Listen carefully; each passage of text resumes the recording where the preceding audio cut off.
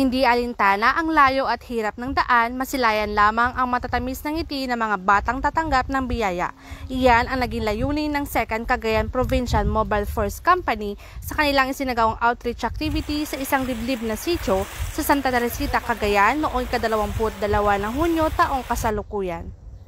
Nagsama-sama ang mga membro ng 2nd Cagayan Provincial Mobile Force Company, Advisory Group, mga kabataang KKDAT at ilang volunteers upang maghatid ng tulong at inspirasyon sa mga kabataang mag-aaral.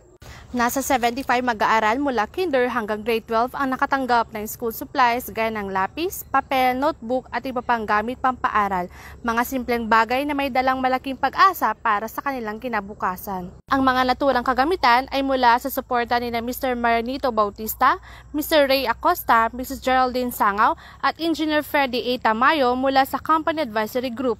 Katuwang din sa aktibidad ang Attention on Manila Volunteers at si Ms. Marilu Prudente sa pamamagitan ni Mr. Gilbert Chan, Vice President ng Company Advisory Council.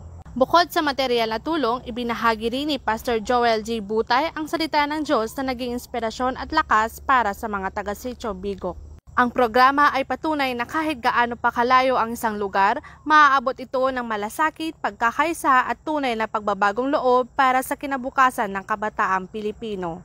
Mula dito sa Lambak ng Cagayan, ako ang iyong PNN correspondent, Patrolwoman Janet Balad, alagad ng batas, tagataguyod ng Balitang Pulis.